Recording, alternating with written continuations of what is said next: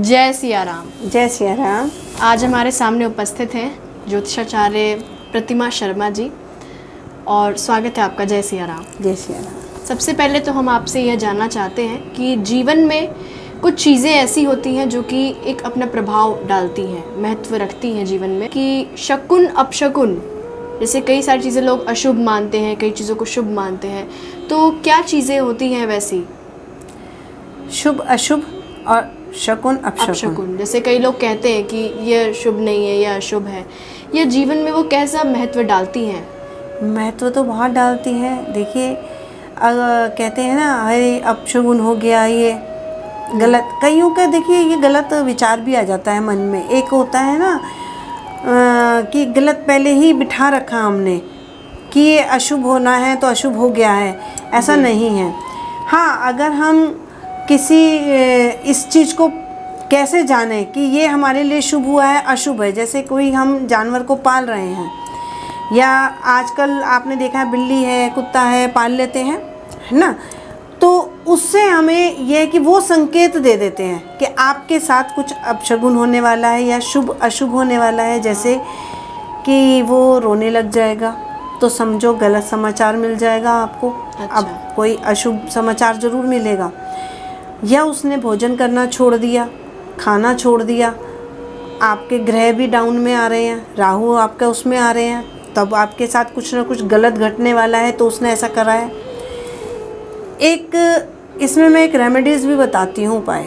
अच्छा। चाहे आप वो अपने घर के ही उससे कर सकते हैं, कुत्ते से, या बाहर के। जैसे आपके साथ अशुभ हो रहा है और आपको लग रहा है कि आपका कोई हॉस्पिटल में एडमिट है, या घर में भी कोई बच्चा है, कोई भी है, बहुत बीमार चल रहा है, ठीक है, अब उसकी दशा भी ऐसी चल रही है कुंडली में, तो आप क्या करिए, जो बिस्किट का पैकेट होता है उसके मरीज के साथ सिराने में यहाँ टच करके बॉडी पे रख दीजिए।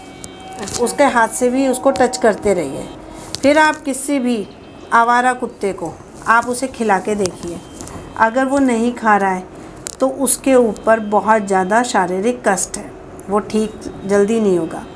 अगर उसने कुत्ते ने खा लिया तो इसका मतलब उसको रिकवरी मिलनी शुरू हो जाएगी, वो हॉस्पिटल से वापस घर आना शुरू हो जाएगा।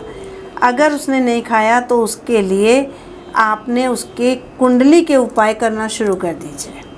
कुंडली के ऊपर? हाँ, वो चीज़ करिए फिर। अच्छा, मतलब जो हमारे आसपास जितनी भी चीज़ें हैं, जीव जंतु, जानवर, या कई लोग घर में पाल ही लेते हैं जानवरों को, वह भी हमारे जीवन पे। मछली भी कहते हैं ना, एक्वेरियम में रखते हैं, मछलियाँ रखते हैं और वो मरने लग जाती हैं, इसका मतलब आपके ऊपर कोई संकट है। तो उसमें क्या कहते हैं, जो आपने शब्द बोला, अरे ये तो बहुत बड़ा अपशगुन हो गया है, लेकिन ये एक तरह से जीव ने, आपका जो भी जीव है आपका अन्न खा रहा है, पालतू है, तो वो आपके ऊपर कोई संकट है तो वो लेके चला जाता है। अच्छा। इसमें वहम नहीं करना चाहिए कि अरे अपशगुन हो गया है, आपका बहुत बड़ा संकट टल गया है, वो संकट लेके चला गया अपने साथ।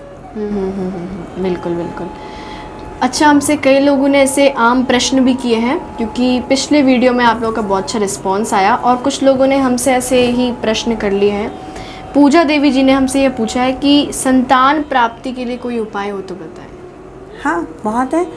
संतान प्राप्ति के लिए देखो, पूजा देवी जी ने पूछा है, तो मैं ये कहूँगी कि पहले तो जिसको संतान चाहिए, हमें उसकी कुंडली देखनी होगी कि उसकी कुंडली में संतान योग है, और है तो कब तक है, और अड़चन आ रही है तो क्यों आ रही है, और कब तक ये अड़चन आएगी। तो हम उससे पहले तो कुंडली का उपाय कराएंगे, और साथ में उसको मंत्र भी देंगे, देव की सुत उसका, ताकि वो मंत्र की माला भी करे, ठीक है ना, और उपाय भी करे, और कुंडली के भी उपाय और संतान प्राप्ति के भी उपाय करे। उसके मैं अचूक उपाय भी देती हूँ, चीज़ें भी देती हूँ तैयार करके। कुंडली देख के उसके जैसे गर्भ का होता है कि गर्भ अगर उन्हें कंसीव किया है तो फिर उसको गर्भपात हो जाता है, तो गर्भ की रक्षा करने के लिए पेट पे बांधने का एक मैं तैयार करके देती हूँ, ग्रहों के हिसाब से, कुंडली के हिसाब से। तो संतान प्राप्ति के उपाय बहुत हैं, बस कर लीजिए, 100% फल मिलेगा। अच्छा। जी बिल्कुल।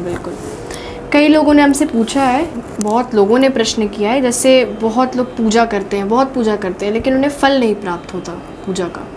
तो मनोकामना पूरी करने के लिए कोई ऐसे जनरल टिप्स हो तो आप।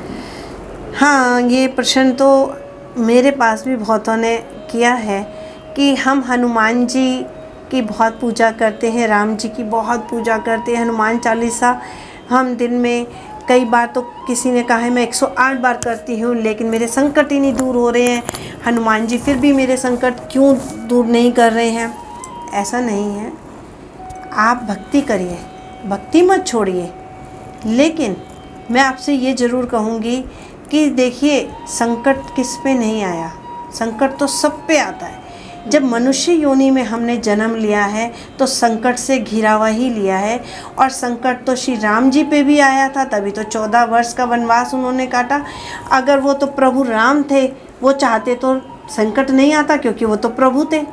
श्री कृष्ण भगवान ने भी संकट झेले, उन्होंने भी परेशानियां झेली, तो क्योंकि उन्होंने भी मनुष्य योनि में जन्म लिया, श्री राम जी ने भी मनुष्य योनि में, तो जो मनुष्य योनि में जन्म लेता है संकट तो उन्हें सहन करना ही होता है, उसका निवारण कर सकते हो आप। अपनी कुंडली के उपाय जरूर करिए। ऐसा नहीं आप भक्ति कर रहे हैं, पूजा कर रहे हैं, आप तपस्या कर रहे हैं और आप पे संकट नहीं आएगा। दशाएं अगर विपरीत चल रही हैं तो संकट आएगा, लेकिन उसे टाल सकते हैं आप अपनी कुंडली के उपाय करके। अगर ऐसा कुछ है तो कुंडली दिखाइए। मैं आपको यही बोलूँगी, बहुतों ने ये प्रश्न पूछा, आपने अच्छा हुआ मेरे से पूछ लिया, इसका मुझे जवाब देना था। बहुत मेरे से बोलते हैं कि हम पूजा भक्ति इतना करते हैं लेकिन हमारे संकट दूर नहीं हो रहे। जैसे कुछ जनरल टिप्स की लोग अगर घर बैठे उस उपाय को कर लें तो। उपाय मैंने हनुमान जी के भी उपाय बताए हैं, अचूक उपाय भी बताए हैं। उसमें आप एक काम और कर सकते हैं, जैसे ज़्यादा ही संकट आ रहे हैं, परेशानियाँ दूर नहीं हो रही हैं, शनिवार के दिन आप एक बंद ताला खरीदिए। आपने ताला खरीदना है बिल्कुल बंद, चाबी लगा के खुद नहीं देखना, और दुकानदार को भी मना कर दीजिए कि चाबी ना लगाएं। बंद ताला खरीदिए और उसको शनिवार के दिन आप खरीदना, शुक्रवार को, और शनिवार के दिन आपने वो ताला चुपचाप जाके मंदिर में रखाइए, पीछे मुड़ के मत देखना। अब मंदिर में जा रहे हैं तो पहले मंदिर में जो आप पूजा पाठ जो भी करना है आपने वो कर लीजिए। पूजा पाठ करने के बाद आपने किसी भी भगवान के आगे वो ताला रख के और प्रार्थना कर देना कि प्रभु मेरे किस्मत का ताला खोल दीजिए, मेरी किस्मत में ताला बन गया है, मेरे संकट दूर कर दिए, और पीछे मुड़ के मत देखना। एक ये उपाय। दूसरा, शुक्रवार को ताला खरीदा तो शुक्रवार को आपने 2 झाड़ू खरीदनी है, फूल झाड़ू और तीली वाली झाड़ू, दोनों। वो भी आपने जाके मंदिर में रखाना, पीछे मुड़ के मत देखना, चाहे मंदिर की सीढ़ियों पे रखाना, लेकिन रखते हुए आपको कोई टोके ना, बस इतना करना, उसको रख के आ जाना, पीछे मुड़ के नहीं देखना। ये 2 उपाय करो, संकट 100% टलेगा।